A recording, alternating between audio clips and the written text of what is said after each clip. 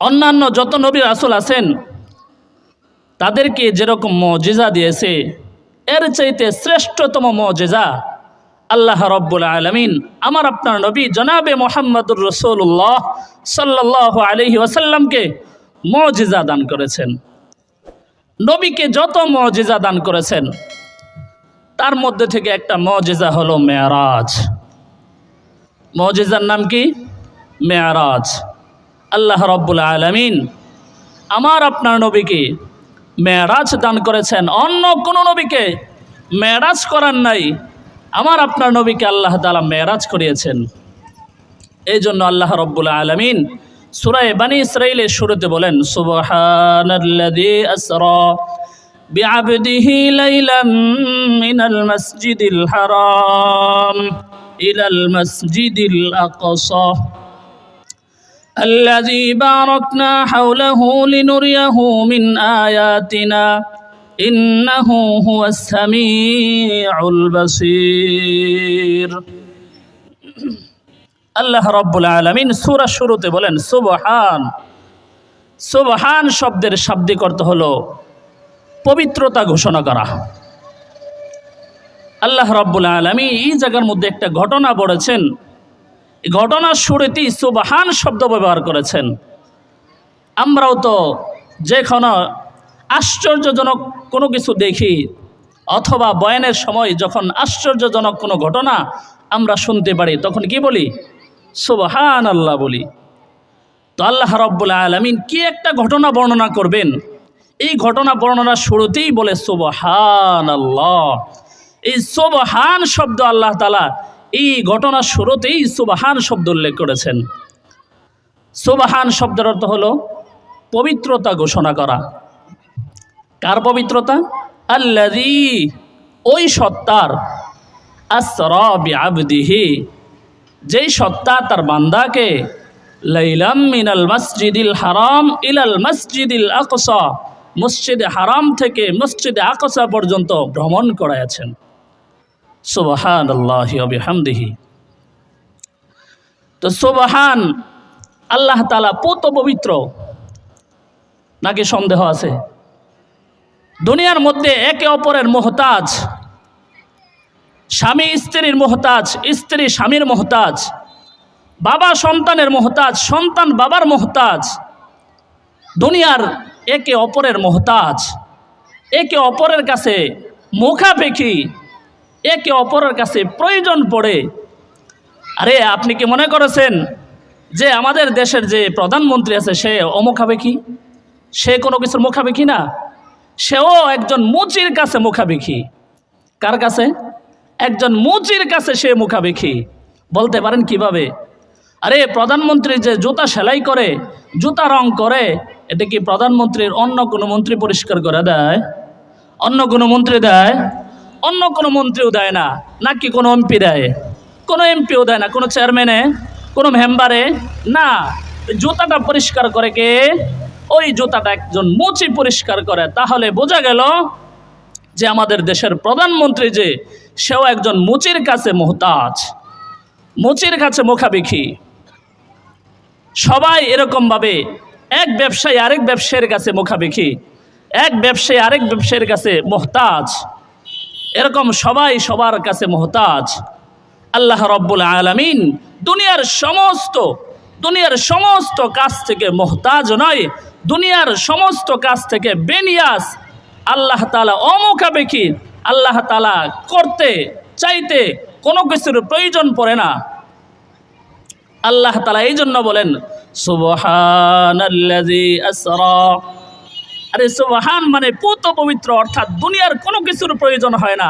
আল্লাহ তাআলা দুনিয়ার জিনিস থেকে অমুখাপেক্ষী। আল্লাহ রাব্বুল আলামিন সন্তান থেকেও অমুখাপেক্ষী। আল্লাহ রাব্বুল আলামিন বলেন লাম ইয়ালিদ ওয়া লাম ইউলাদ। আরে আল্লাহ রাব্বুল আলামিন কাউকে জন্ম দেয় না, আল্লাহ তাআলা কাউকে থেকে জন্ম নেয় নাই, অর্থাৎ সন্তান থেকেও বেনিয়াস, অমুখাপেক্ষী। আল্লাহ রাব্বুল আলামিন দুনিয়ার কোনো কিছুর মুখাপেক্ষী নয়। এই জন্য আল্লাহ রাব্বুল আলামিন শুরুতে বলেন সুবহানাল্লাযী পবিত্রতা ওই সত্তার পবিত্র ঘোষণা করছি, আসরা বিআবদিহি লাইলাম মিনাল মাসজিদিল হারাম, যে তার বান্দাকে, যে তার গোলামকে রাতের বেলায় মসজিদে হারাম থেকে মসজিদে আকসা পর্যন্ত ভ্রমণ করিয়েছেন। এখানে আসরা বিআবদিহি বলেছে, আব্দুন মানে বান্দা, গোলাম।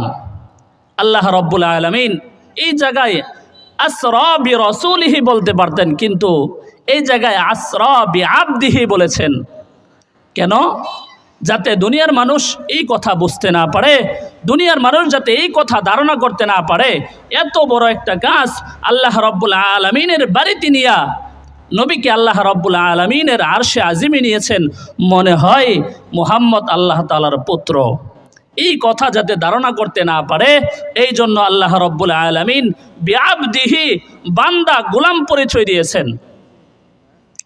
বলতে পারেন কেন আমাদের নবীকে আল্লাহ তাআলার পুত্র মনে করবে?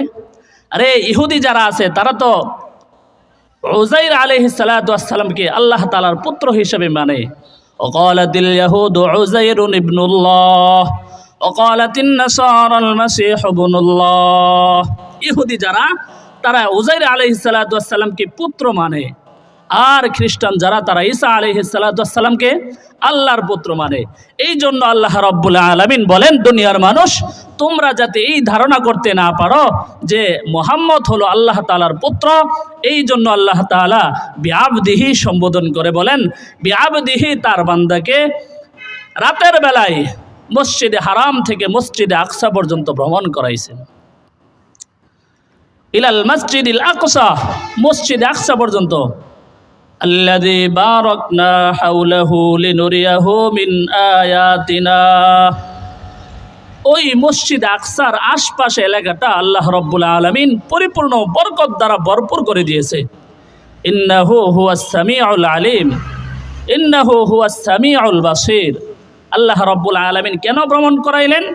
লিনুরিয়াহু মিন আয়াতিনা, আল্লাহ তাআলার নিদর্শন দেখানোর জন্য। সুবহানাল্লাহি ওয়া বিহামদিহি, আল্লাহ তাআলা এমন এমন নিদর্শন দেখাবেন, আজকে শুধু খালি সুবহানাল্লাহ সুবহানাল্লাহই বলবেন।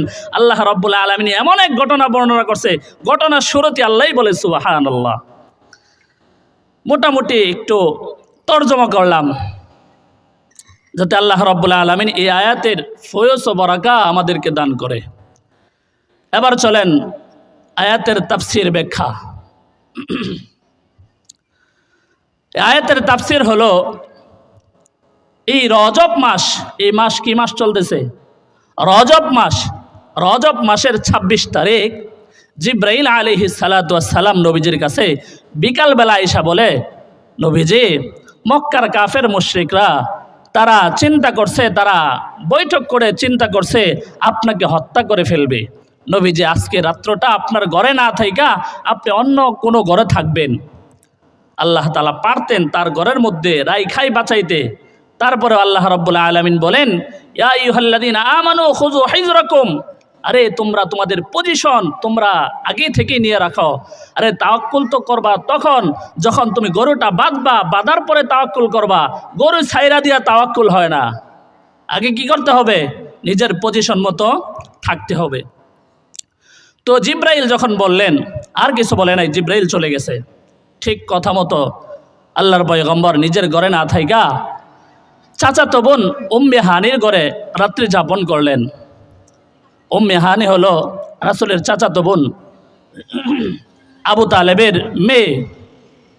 ওই ঘরে যখন ঘুমাইলেন, হঠাৎ করে দেখে আল্লাহর পয়গম্বর রাসূল আরবি সাল্লাল্লাহু আলাইহি ওয়াসাল্লাম বলেন, হঠাৎ করে দেখি আমি যেই ঘরের মধ্যে ঘুমাইলাম, ওই ঘরের ছাদটা হঠাৎ করে দেখি ফাটল হয়ে গেছে, দ্বিখণ্ডিত হয়ে গেছে।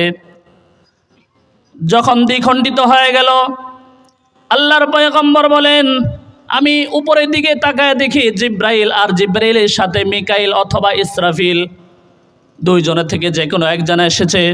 জিব্রাইল সাথে যে কোনো একজন ফেরেশতা আল্লাহর পয়গম্বর সাল্লাল্লাহু আলাইহি ওয়াসাল্লাম যে রুমের মধ্যে ঘুমাইছিলেন ওই রুমের মধ্যে প্রবেশ করলেন।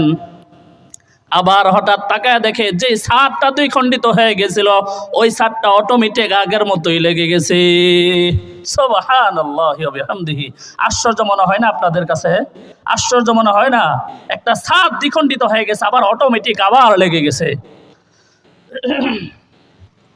আল্লাহর পয়গম্বর বুঝতে পারলেন আজকে রাত্রের মধ্যে কিছু একটা ঘটবে।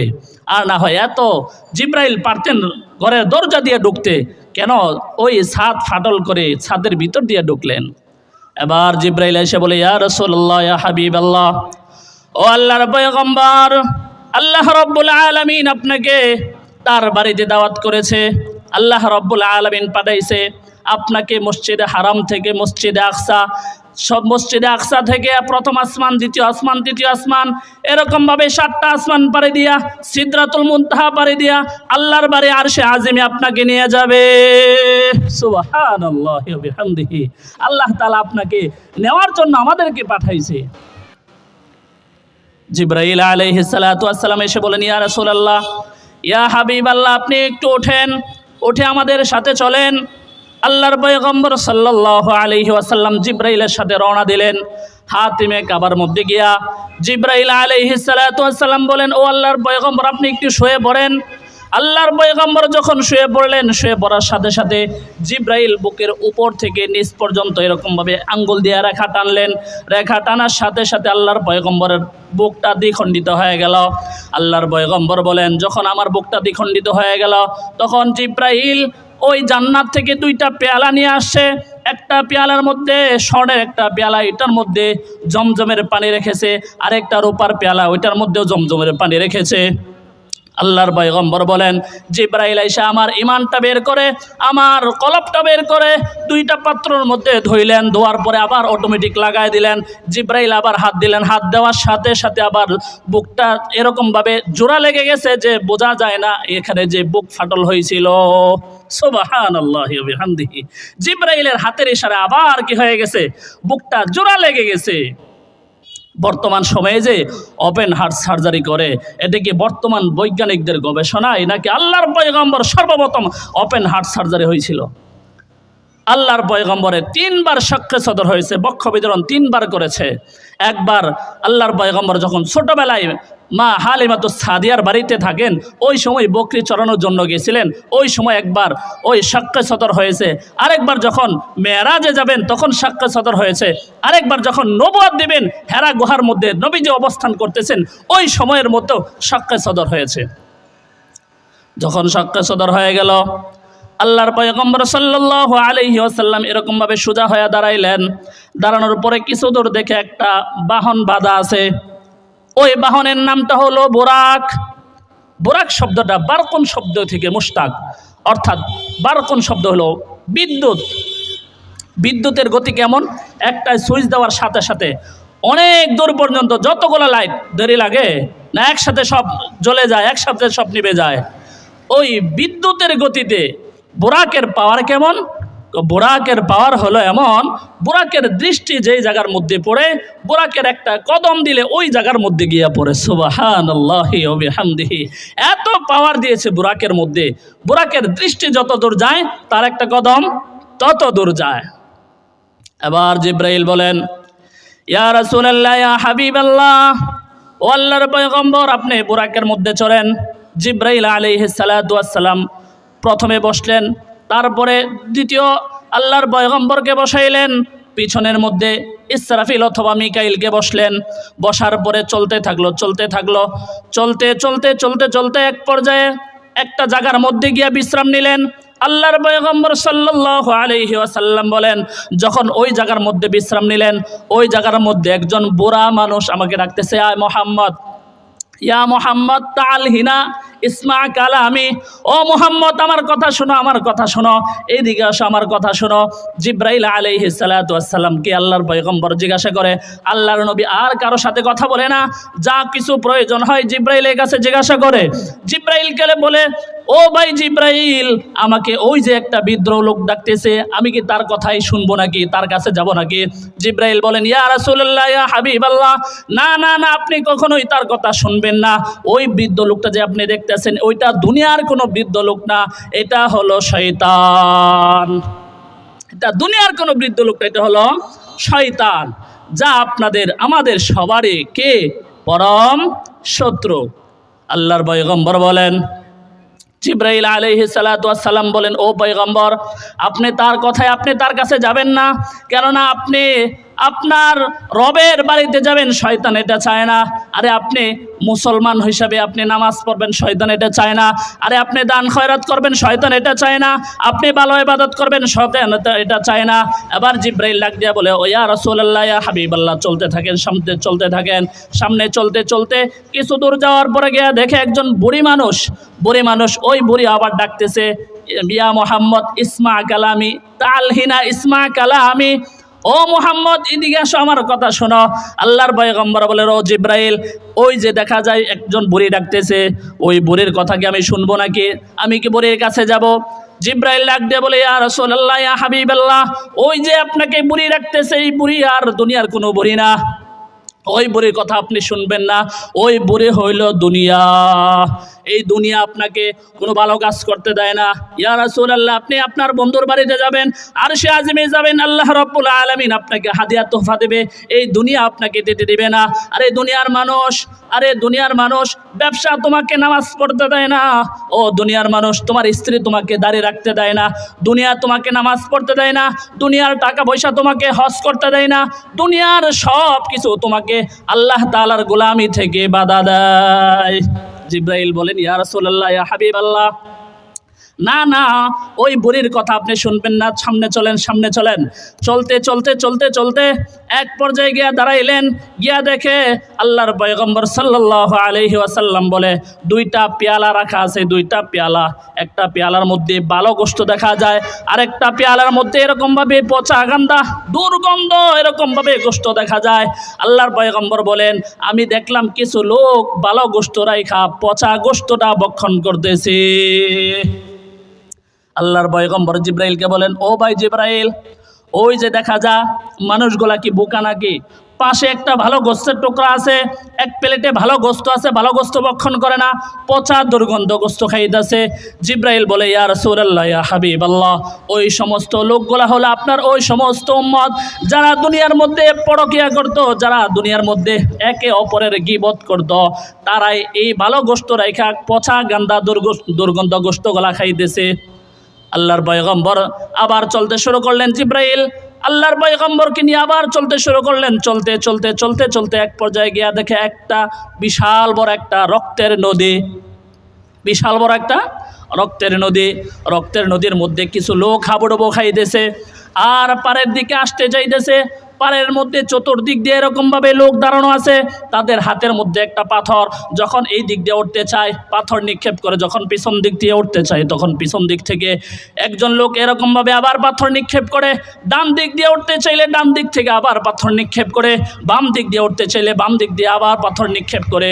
ওই মানুষটা যখন কাছে আসতে চায় পাথর নিক্ষেপ করার সাথে সাথে আবার দূরে চলে যায়। আল্লাহর পয়গম্বর বলেন, ভাই জিবরাইল, এরা কারা যাদেরকে এইরকমভাবে শাস্তি দেওয়া হয়েছে?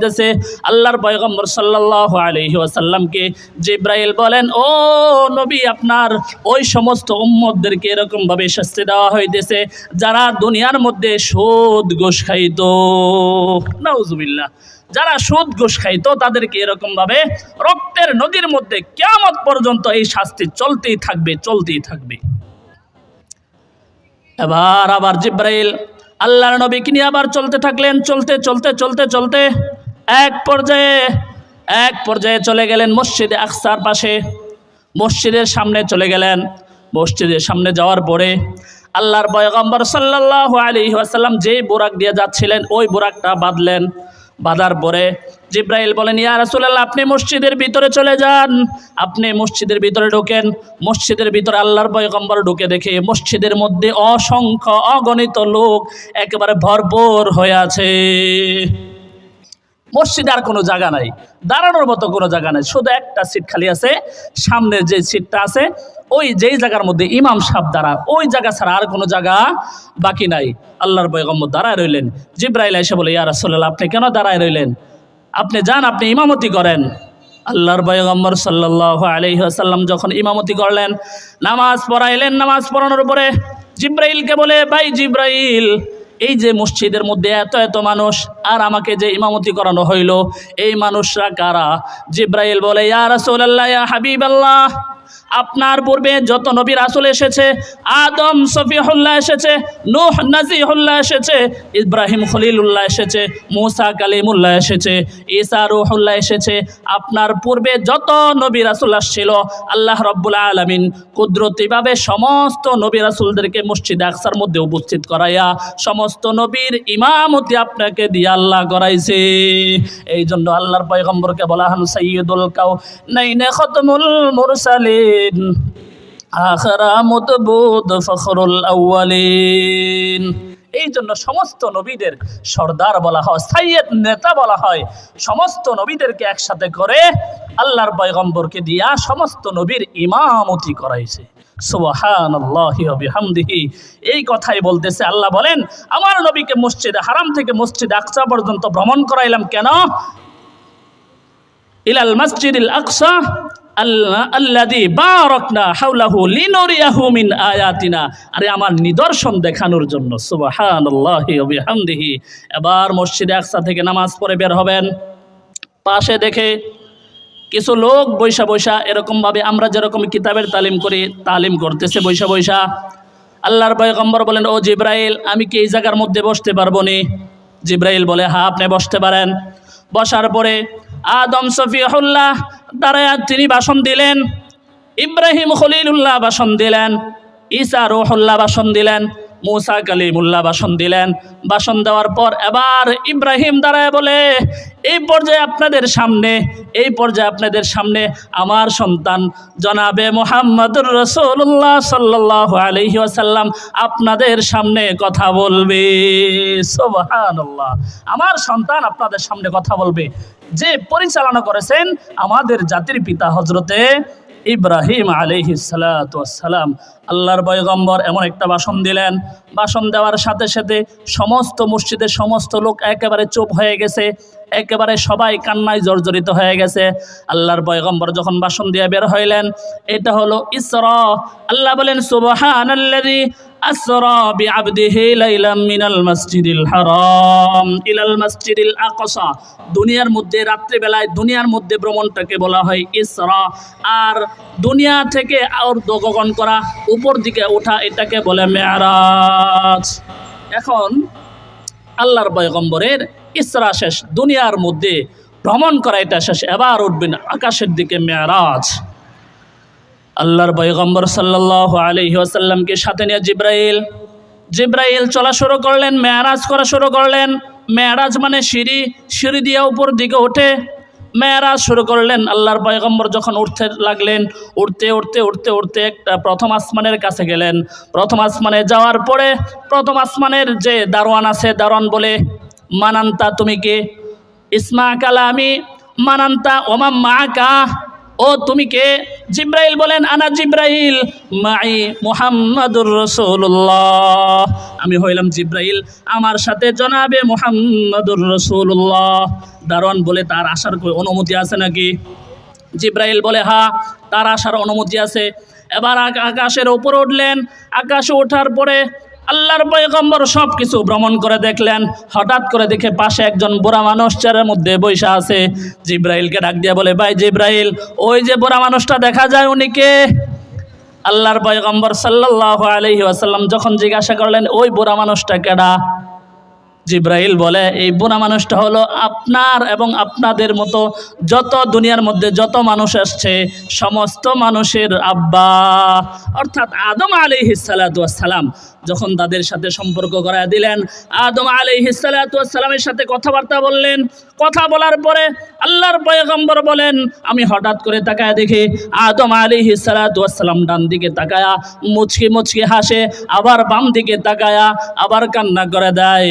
আল্লাহর পয়গম্বর বলেন, ও ভাই জিব্রাইল, কেন আমাদের আব্বা ডান দিকে তাকায় হাসে, বাম দিকে তাকায় আবার কেন কান্না করে?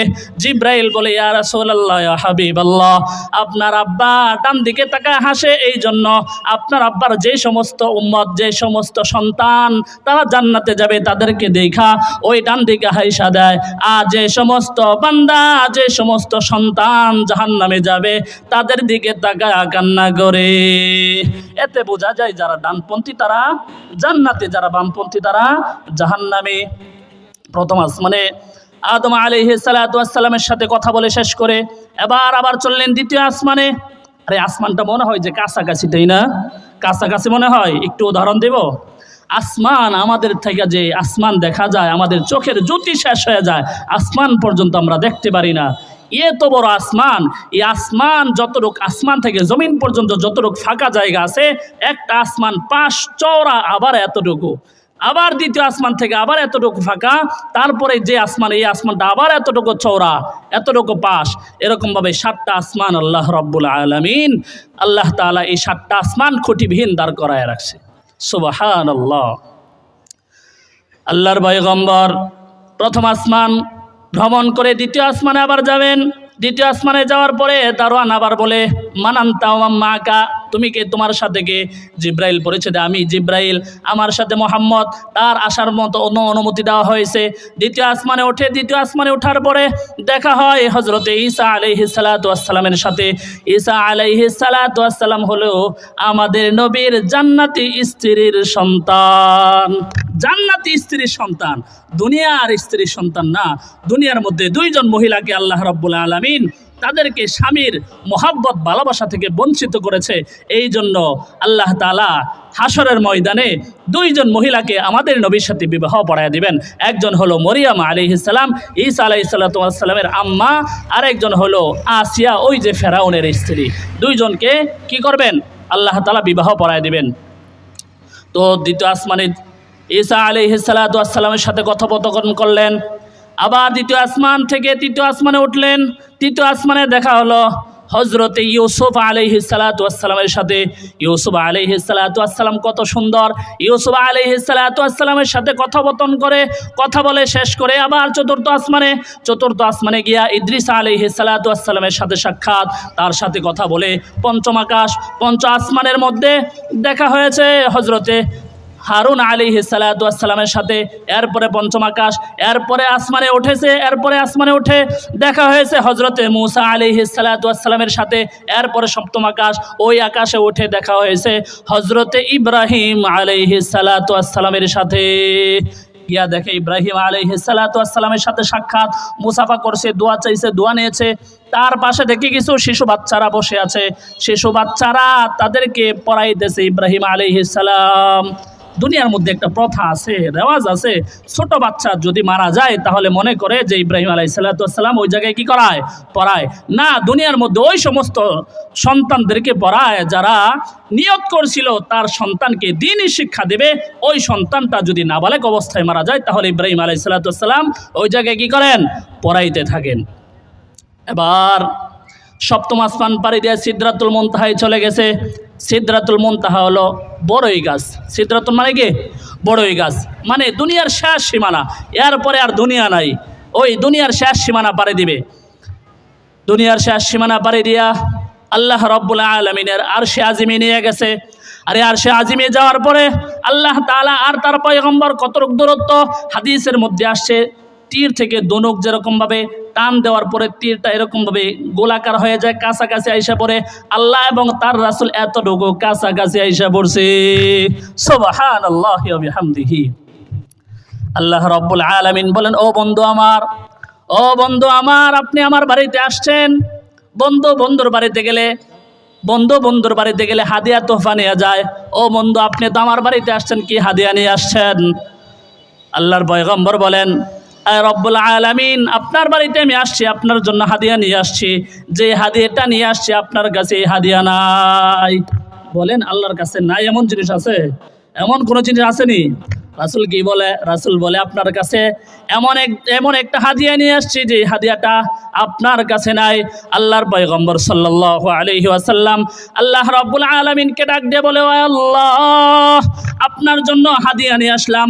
আত্তাহিয়াতু লিল্লাহি ওয়াস সালাওয়াতু ওয়াত তাইয়্যিবাত, আসসালামু আলাইকা আইয়ুহান নাবিয়্যু ওয়া রাহমাতুল্লাহি ওয়া বারাকাতুহু। আল্লাহর পয়গম্বর বলেন, ও রব্বে কারীম, আপনার জন্য আমার তাহিয়াত, আমার পুত পবিত্রতা, আমার ইবাদত, আমার সারা জীবনের গোলামি আপনার জন্য নিয়ে আসলাম। গোলামি আপনার কাছে নাই, আমার সারা জীবনের গোলামি আপনাকে দিয়ে দিলাম। আল্লাহ রাব্বুল আলামিন বলে, বন্ধু, তুমি আমার জন্য হাদিয়া নিয়ে আসলা, আমার জন্য তোহফা নিয়ে আসলা, আমি তোমাকে খালি হাতে বিদায় দেব না, আমিও তোমাকে দিয়ে দিলাম আসসালামু আলাইকা আইয়ুহান নাবিয়্যু। ও নবী, তোমার উপর রহমত বরকত নাজিল হোক, তোমার উপর রহমত বরকত দিয়ে দিলাম, পরিপূর্ণ রহমত বরকত দিয়ে দিলাম। আল্লাহর পয়গম্বর বলে, শুধু আমাকে রহমত দিবেন এটা হবে না, আমার সমস্ত উম্মতদেরকে রহমত দিতে হবে। আসসালামু আলাইনা ওয়া আলা ইবাদিল্লাহিস সালিহিন, আমার সমস্ত সালেহিন বান্দাদের উপর, আমার সমস্ত সালেহিন উম্মতদের উপরও রহমত বরকত দান করেন। আল্লাহ রাব্বুল আলামিন এবার বলেন, বন্ধু আমার, আপনাকে আমি 3টা পুরস্কার দেব। 3টা পুরস্কার বলেই শেষ আমার কথা, 3টা পুরস্কার দিয়ে দেব। আল্লাহ রাব্বুল আলামিন বলেন, বন্ধু, আপনাকে আমার বাড়িতে নিয়ে আসলাম, আসার পরে আপনাকে 3টা হাদিয়া দেব। 1 নাম্বার হাদিয়া হলো আপনাকে 50 ওয়াক্ত নামাজ দান করলাম, 50 ওয়াক্ত নামাজ। 2 নাম্বার হাদিয়া, ইয়া রাসূলুল্লাহ, ইয়া হাবিবাল্লাহ, 2 নাম্বার হাদিয়া হলো আপনাকে সূরা বাকারা শেষ 2টা আয়াত নাজিল করলাম, শেষ 2টা আয়াত দিলাম। আল্লাহর পয়গম্বর এক হাদিসের মধ্যে বলেন, যে ব্যক্তি সূরা বাকারা শেষ 2 আয়াত পাঠ করবে তার ঘরের মধ্যে জিন ভূতের আশ্রয় পড়বে না।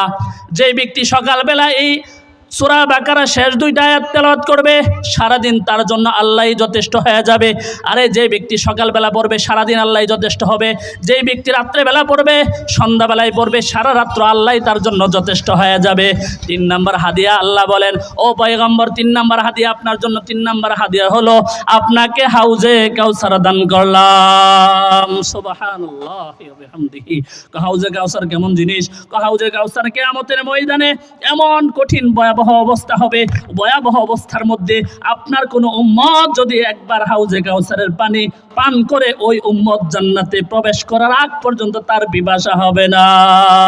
সুবহানাল্লাহি ওয়া বিহামদিহি। 3টা পুরস্কার দিলেন। 3টা পুরস্কার নিয়ে আল্লাহর নবী আবার মাটিতে চলে আসতেছে, জমিনে চলে আসতেছে। আসার সময় ওই 7ম আসমান পাড়ি দিয়া 6ষ্ঠ আকাশে যখন আসছে, মূসা আলাইহিস সালাতু ওয়াস সালামের সাথে সাক্ষাৎ হয়ে গেল। মূসা বলে, ও নবী আমার, আপনার বন্ধু আপনাকে কি হাদিয়া দিছে?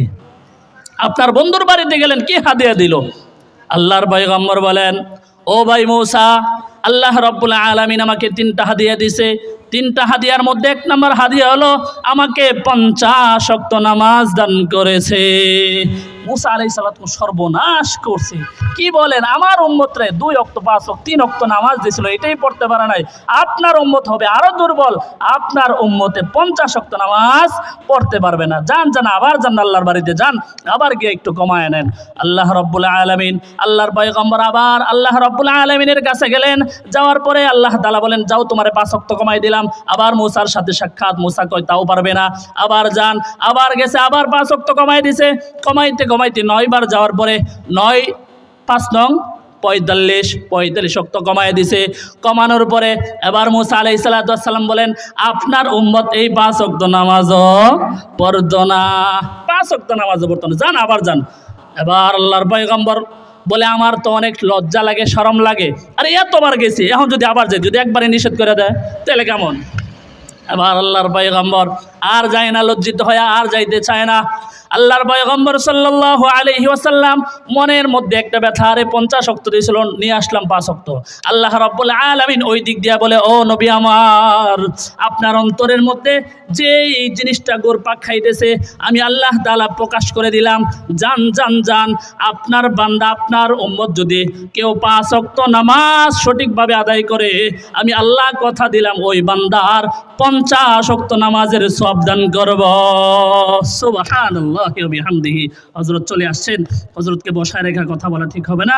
আল্লাহ রাব্বুল আলামিন এই মেরাজ থেকে আমরা যা শিক্ষা পাইলাম, আল্লাহ তাআলা আমাদেরকে পরিপূর্ণ আদায় করার তৌফিক দান করুক, আমিন। কমপক্ষে আমাদেরকে 5 ওয়াক্ত নামাজ আল্লাহ রাব্বুল আলামিন আমাদেরকে মসজিদে এসে 5 ওয়াক্ত নামাজ আদায় করার তৌফিক দান করুক, আমিন। ওয়া আখির দাওয়ানা আলহামদুলিল্লাহি রাব্বিল আলামিন। আসসালামু আলাইকুম ওয়া রাহমাতুল্লাহ।